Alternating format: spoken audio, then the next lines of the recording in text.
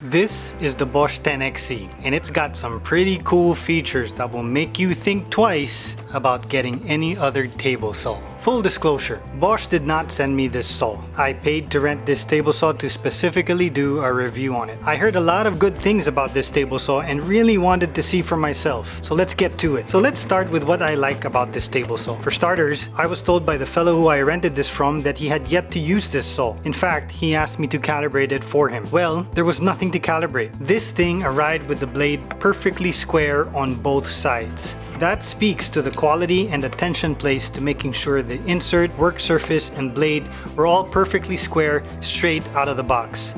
I was surprised by that, so it was pretty cool to see. Speaking of the blade, the guys over at Bosch included this super convenient blade change lock, which makes it easier to loosen the nut that holds the blade. It's a small touch, but one that I personally really appreciate. Maybe my favorite part about this saw is the sliding platform feature. So the reviews on YouTube say that there's play on it, but for me, I don't think there's that much play. Certainly acceptable. Usually when I'm using a miter gauge, I tend to push forward and away from the blade anyway, so the play shouldn't really affect the accuracy that much for me. I just love this feature because it makes cross-cutting wide boards that much easier. Usually you just have the distance between the blade and the edge of your work surface, but with this you can cut up to 14 inches if you lock the miter gauge, but can even go as much as 20 inches if you cheat and don't use the lock. And speaking of this miter gauge, I love that it has a nice wide large fence and it has adjustable stops. I wish I owned a miter gauge like this. I actually love this miter gauge. I wonder if I can buy one from Bosch and use it on my table saw. Speaking of accessories, they give you plenty. Most of these are pretty standard, but I do want to talk about this micro fence because there's something about it I don't like. I don't like that you have to attach the micro fence with wing nuts, mostly because it makes it extremely inconvenient to use. Their entry-level table saw actually has the same system. I would have loved, especially for the price, that they come up with an easier way to use it like other table saws that have a flip over style or something.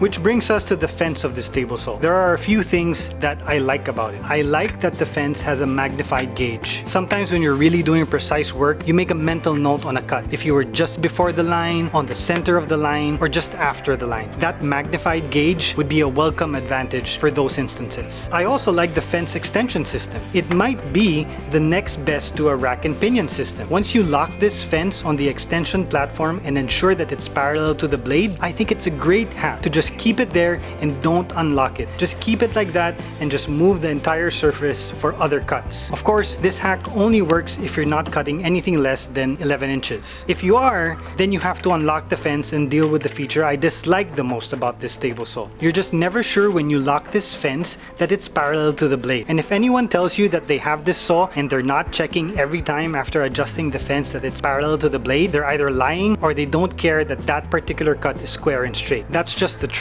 Here's an example of what I'm talking about. Pay attention to this miter gauge slot, which theoretically should be parallel to this blade. When I come from this side and lock, you can see it's not parallel. When I come from this side and lock, it's better, but it's still not perfectly parallel. Some people say you should adjust from the base or from the middle of the fence, and yeah, this works better sometimes, but you never know when it does work, so you still have to check every time. Now, is this a deal breaker for me? If it was any other saw, it might have been, but this saw has so many other things going for it, I'm not so sure. We'll get back to this point. You know what else I really like about this saw? This rear extension. I cannot tell you how many times I ran a board through my table saw only for it to fall over the back because I forgot or was too lazy to set up some rear supports. With this saw, it's so simple to get that extra support you will inevitably need. That's actually a great feature. All saws should have that. Other notable things to mention about this saw: the soft start and electronic brake. I appreciate these things for the sense of safety it provides and that there's storage for all your accessories. This might be a trivial feature for some, but for me it is extremely important that I have a place to put all the saw accessories because I always tend to misplace mine when there's no dedicated slot for it. Okay, final verdict. Would I buy this saw?